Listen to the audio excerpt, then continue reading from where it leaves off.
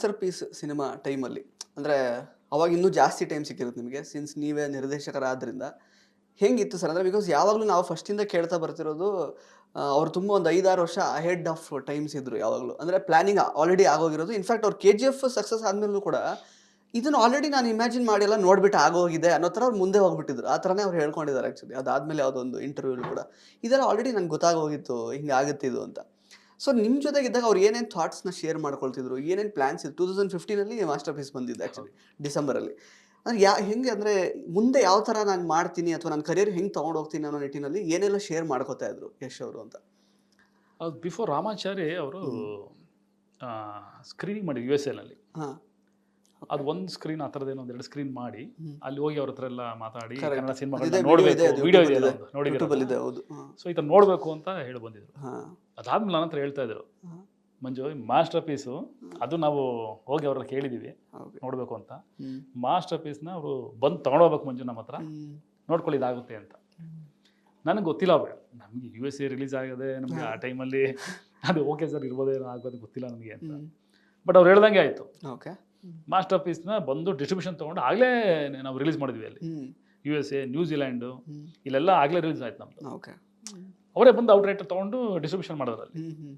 ನೋಡಿ ಇದನ್ನು ಆಗಲೇ ಗೆಸ್ ಮಾಡಿದ್ರು ಅವರು. ನೋಡಿ ಮಾಸ್ಟರ್ ಪೀಸ್ ನಾವು ಇದು ರಾಮಾಚಾರಿ ಈ ಥರ ತೋರಿಸಿದ್ದೀವಿ, ಹೌದು. ಮಾಸ್ಟರ್ ಪೀಸ್ ಬಂದು ತೊಗೊಂಡೋಗ್ತಾರೆ ನೋಡಿ ಅವರನ್ನೇ ಹ್ಮ್. ಅನ್ನೋ ಥರ.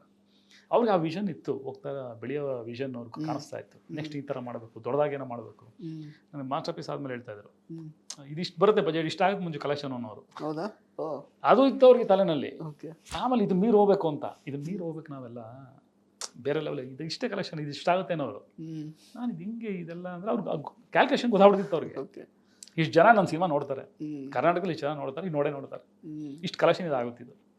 ಸೊ ಇದನ್ನ ಮೀರು ಎತ್ಕೊಂಡು ಹೋಗ್ಬೇಕು ಅಂದರೆ ಹೊರಗಡೆ ಹೋಗ್ಬೇಕು ನಾವು. ಹ್ಮ್. ಸೊ ಹೊರಗಡೆ ಸಿನಿಮಾ ಮಾಡಬೇಕು, ಹೊರಗಡೆ ನಮ್ಮದು ಸಿನಿಮಾ ಗೊತ್ತಾಗಬೇಕು ಅಂತ. ಹ್ಮ್.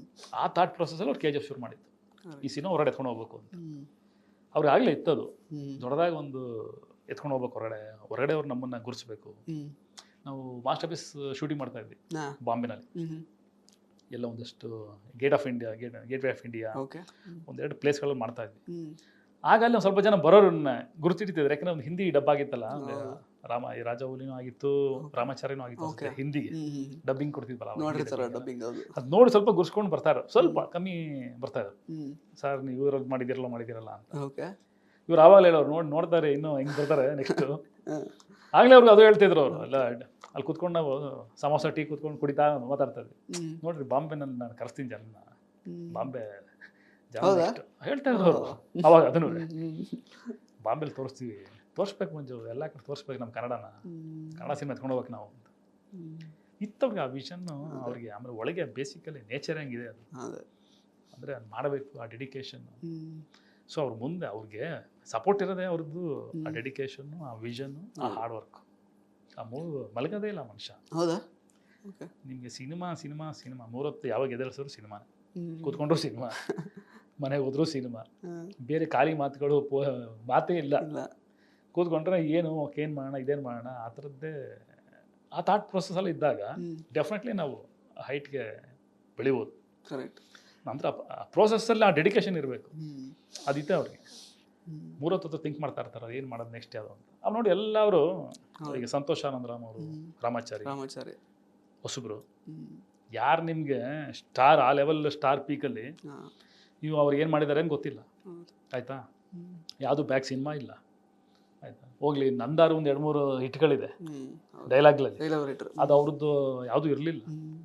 ಬರೀ ಏನೂ ಇಲ್ಲದೆ ನಿಮಗೆ ಒಂದು ಸ್ಕ್ರಿಪ್ಟ್ನ ಜಡ್ಜ್ ಮಾಡಿ ನೀನು ಡೈರೆಕ್ಟರ್ ಅಂತ ಹೇಳೋದಿದೆಯಲ್ಲ, ಎಷ್ಟು ಜನ ಅವಕಾಶ ಕೊಡ್ತಾರೆ. ಕರೆಕ್ಟ್. ಈಗ ಪವನ್ ಒಡೆಯವರು ಕೂಡ ಒಂದ್ ಸಿನಿಮಾ ಮಾಡಿದ್ರು, ಅದು ಗೋವಿಂದಾಯ ನಮಃ, ಅದು ಕಾಮಿಡಿ ಜಾನರ್. ಕಾಮಿಡಿ ಜನ ಅವ್ರಿಗೆ ಗೂಗ್ಲಿ ಕೊಟ್ರು. ಕರ್ಬಿಟ್ಟು ಗೂಗ್ಲಿ ಮಾಡು ಅಂತ. ಪ್ರಶಾಂತ್ ನೀಲ್ ಸರ್ ಅಫ್ಕೋರ್ಸ್ ಅವರು ಉಗ್ರಂ ಮಾಡಿದ್ರು. ಈಗ ಉಗ್ರಮ್ ನಾನು ಎಷ್ಟೇ ಒಟ್ಟಿಗೆ ಹೋಗಿದ್ವಿ ಹೌದಾ? ಓಕೆ. ನಾವು ಮಾಸ್ಟರ್ ಪೀಸ್ ಟೈಮಲ್ಲಿ ಹೋಗಿದ್ದ, ಅವರು ಪ್ರೀಮಿಯರ್ ಶೋ ಇಟ್ಟಿದ್ರು, ಕರೆಕ್ಟ್. ಹೌದು. ನಾನು ಯಶೋ ಜೊತೆಲೇ ಹೋದ್ವಿ. ನೋಡಿದಾಗಲೇ ಹೇಳಿದ್ರು, ಹ್ಮ್.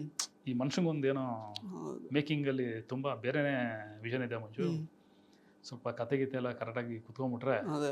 ಎಲ್ಲೋ ಹೋಗ್ಬಿಡ್ತಾರೆ ಡೈರೆಕ್ಟ್ರ್ ಇವರು. ಹ್ಮ್. ಅವ್ರ ಬಗ್ಗೆನೂ ಹೇಳಿದರು, ಪ್ರಶಾಂತ್ ನೀಲ್ ಬಗ್ಗೆನೂ. ಹ್ಮ್. ಕತೆ ಸ್ವಲ್ಪ ಕರೆಕ್ಟಾಗಿ ಕೂರಿಸ್ಕೊಂಡ್ಬಿಟ್ಟೆ ಮಾಡ್ಬಿಟ್ರೆ ಈ ಮನುಷ್ಯ ಎಲ್ಲೋ ಹೋಗ್ಬಿಡ್ತಾನೆ ಹ್ಮ್. ಅಂತ ನೋಡಿ. ಅದು ಇಮಿಡಿಯೇಟ್ ನೆಕ್ಸ್ಟ್ ಕರೆಸಿ ಹೌದು. ಮಾಡಿ ನನಗೊಂದು ಪ್ರಶಾಂತ್ ನೀಲ್ ಅವ್ರು ಕೊಟ್ಟರು.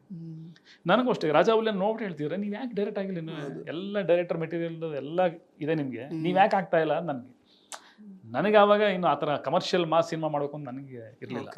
ನಾನು ಏನೋ ಒಂದು ಬೇರೆ ಸಬ್ಜೆಕ್ಟ್ ಇಟ್ಕೊಂಡು ಒಂದು ಚಿಕ್ಕ ಆ ಥರ ಬರೋಣ ಅಂತ ನಾನು ಪ್ಲಾನಿಂಗಲ್ಲಿದ್ದೆ. ಒಂದು ಚಿಕ್ಕದಾಗಿ ಹೊಸಬ್ರು ಹೆಂಗೆ ಬರ್ತಾರೆ ಆ ಥರ ಬರೋಣ ಆ ಥರ ಅಂತ.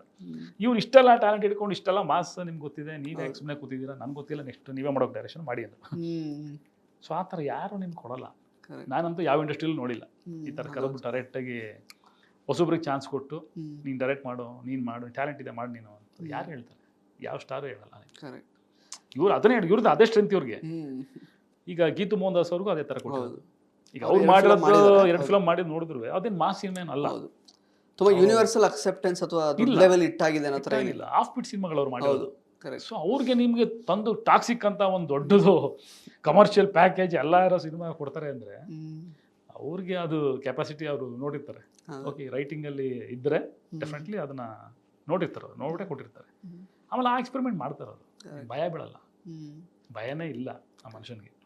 ಇದು ನೋಡಿ ಓಕೆ ಇದೇನಾಗ್ಬಿಟ್ರೆ ಇವ್ನು ಕೊಟ್ಟಿದ್ದೀನಿ, ಇವ್ನಿಗೇನು ಗೊತ್ತಿಲ್ಲ, ಏನಪ್ಪ ಫಸ್ಟ್ ಟೈಮ್ ಡೈರೆಕ್ಟ್ರು ಏನು ಮಾಡ್ತಾನೆ, ಅವೆಲ್ಲ ಭಯನೇ ಇಲ್ಲ. ಅಂದ್ರೆ ಅಷ್ಟು ಕಾನ್ಫಿಡೆನ್ಸ್ ಅವ್ರು ಬಂದ್ಮೇಲೆ ಅವರು ಕಾನ್ಫಿಡೆನ್ಸ್ ಇದ್ರೇನೆ ಫಸ್ಟ್ ಆಫ್ ಆಲ್ ಕೊಡೋದು ನಿಮ್ಗೆ. ಅದೇ ಫಸ್ಟ್ ಆಫ್ ಆಲ್ ಆ ಮನುಷ್ಯನಿಗೆ ನಾನು ಎತ್ಕೊಂಡು ಹೋಗ್ತೀನಿ ಅಂತ ಗೊತ್ತಿದೆಯಲ್ಲ, ಇದು ನಾನು ತೊಗೊಂಡೋಗ್ತೀನಿ, ಇದನ್ನು ಗೊತ್ತಾಗ್ಬಿಡ್ತದೆ ಅವ್ರಿಗೆ, ಇದು ಎತ್ಕೊಂಡು ಹೋಗ್ತೀನಿ ನಾನು ಅಂತ, ಈ ಪ್ರಾಜೆಕ್ಟ್ ಎತ್ಕೊಂಡು ಹೋಗ್ತೀನಿ ನಾನು ಅಂತ. ಹಂಗೆ ಅನ್ಸ್ಬಿಟ್ಟು ಎತ್ಕೊಂಡು ಹೋಗ್ಬಿಡ್ತಾರೆ ಆ ಪ್ರಾಜೆಕ್ಟ್. ಅಲ್ಲಿ ಯಾರಿದ್ದಾರೆ ಇಲ್ವಾ, ಅವ್ನ ಕೆಲಸ ಗೊತ್ತಿದೆಯಾ ಇಲ್ವಾ, ಅದೆಲ್ಲ ಸೆಕೆಂಡ್ರಿ. ಆ ಕಂಟೆಂಟ್ ಇಷ್ಟ ಆಯ್ತಾ, ಆ ರೈಟಿಂಗ್ ಇಷ್ಟ ಆಯ್ತಾ, ಆಮೇಲೆ ಅವ್ರು ಹೇಳೋದು ನೀನು ಎಲ್ಲ ಹೊಸಬ್ರೆ ತಾನೆ, ಎಲ್ಲ ಫಸ್ಟ್ ಹೆಜ್ಜೆ ಇಟ್ಕೊಂಡೇ ಬರೋದು. ಎಲ್ಲರೂ ಫಸ್ಟ್ ಹೆಜ್ಜೆ ಇಟ್ಕೊಂಡೇ ಬರೋದು. ಯಾರು ಹುಡ್ತಿದ್ದಂಗೆ ಅವ್ನು ಕ್ಯಾಮ್ರಾ ಕಲ್ತ್ಕೊಂಡೇ ಬಂದಿರ್ತಾನೆ, ಟೆಕ್ನಿಕಲ್ ಏನೆಲ್ಲ ತಿಳ್ಕೊಂಬಂದಿರ್ತಾನೆ, ಯಾರು ಇಲ್ಲ. ಎಲ್ಲ ಒಂದೊಂದು ಸಿನಿಮಾ ಆದಮೇಲೆ ಕಲ್ತ್ಕೊಂಡೇ ಬರೋದು. ಕರೆಕ್ಟ್. ಸೊ ಅದು ಅವ್ರಿಗೆ ಗೊತ್ತಿರ್ತದೆ. ಏನೀಗ ಗೊತ್ತಿದ್ದು ನಾವು ಹೇಳ್ಕೊಡ್ತೀವಿ, ತಪ್ಪಾಯ್ತಾ ನಾವು ಸರಿ ಮಾಡ್ತೀವಿ, ಅದರಲ್ಲಿ ಏನಿದೆ. ಆ ಥರ ಥಿಂಕ್ ಮಾಡಿದ್ರೆ ಇವತ್ತು ನೀವು ಹೊಸಬ್ರಿಗೆ ಅವಕಾಶ ಕೊಡೋದು. ಹೊಸಬ್ರುಗಳು ಯಾಕೆ ಕಮ್ಮಿ ಮಾಡ್ತಾರೆ ಅಂದರೆ ಎದುರ್ಕೋತಾರಲ್ಲ, ಅವ್ನ ಕೆಲಸ ಗೊತ್ತಿದೆಯೋ ಇಲ್ವೋ, ಅವನಿಗೆ ಇದು ಇಲ್ವೋ, ಯಾರಿಗೂ ಗೊತ್ತಿರಲ್ಲ. ಫಸ್ಟ್ ಟೈಮ್ ಯಾರಿಗೂ ಗೊತ್ತಿರ್ತದೆ. ಓಕೆ ಎಷ್ಟೊಂದು ಅಸಿಸ್ಟೆಂಟ್ ಡೈರೆಕ್ಟರ್ ಆಗಿ ನೀವು 100 ಸಿನಿಮಾ ಮಾಡಿ ಅದು ಬೇರೆನೆ, ಡೈರೆಕ್ಟರ್ ಆಗಿ ನೀವು 1 ಸಿನಿಮಾ ಮಾಡ್ತೀರ ಅದೇ ಬೇರೆ. ನೀವು ಡೈರೆಕ್ಟರ್ ಆಗಿ ಒಂದು ಕೂತ್ಕೊಂಡಾಗ ಆ ಚೇರಲ್ಲಿ ನೀವು ನೋಡೋದು ಸಿನಿಮಾನೇ ಬೇರೆ, ನೀವು ಅಸಿಸ್ಟೆಂಟ್ ಡೈರೆಕ್ಟರ್ ಆಗಿ ಕೂತ್ಕೊಂಡು ನೋಡೋ ಸಿನಿಮಾನೇ ಬೇರೆ. ಎರಡಕ್ಕೂ ತುಂಬ ಡಿಫ್ರೆನ್ಸ್ ಇದೆ. ಸೊ ಅದು ಅವಕಾಶ ಕೊಟ್ಟಲ್ಲಿ ಕೂರಿಸಿದಾಗಲೇ ಆ ವಿಷನ್ ಅವನಲ್ಲಿರೋ ಟ್ಯಾಲೆಂಟ್ ಈಚೆ ಬರೋದು. ಅಲ್ಲಿವರೆಗೂ ಅವನು ಅಸಿಸ್ಟೆಂಟ್ ಆಗಿರೋದು ಅಷ್ಟೇ ಡೈರೆಕ್ಟರ್ಗೆ. ಇಂಟ್ರೆಸ್ಟಿಂಗ್ ಮತ್ತು ಇನ್ಫಾರ್ಮೇಟಿವ್ ವಿಡಿಯೋಗಳನ್ನು ಮಿಸ್ ಮಾಡ್ಕೋಬೇಡಿ, ಈಗಲೇ ಸಬ್ಸ್ಕ್ರೈಬ್ ಮಾಡಿ.